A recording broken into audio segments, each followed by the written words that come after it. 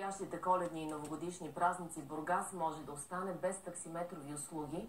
Това се заканиха превозвачи недоволни от високия данък такси, който трябва да плащат. Недоволстват и срещу новата транспортна схема в Морския град, затова протестираха през сградата, в която общинските съветници заседаваха. Протестът на таксиметровите шофьори започна като мирно присъствие пред общината.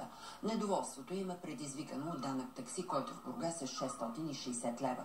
Искат още разрешителното за упражняване на таксиметрова дейност, което сега е 80 лева, да стане безплатно. Нямаме стоянки, затвориха най-хубавите стоянки, нямаме условия за работа.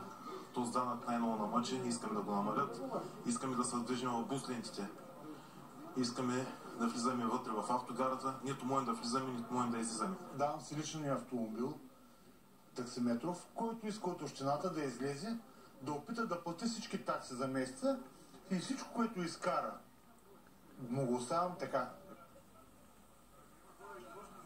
Затова дневните таксиметрови водачи решиха да направят шествие до залата на Общинския съвет, за да се срещнат с представители на транспортната комисия.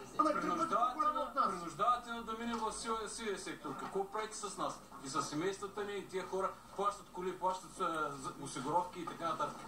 Просто подигравате се с народа. Това е положението. Защо не поискате този отговор на жълтите павета, когато правиха закона? Ние сме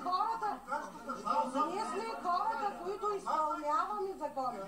Няма никаква законова възможност за тази година да бъде преразгледан данъка. Въпреки това таксиметровите организират протестно автошествие утре.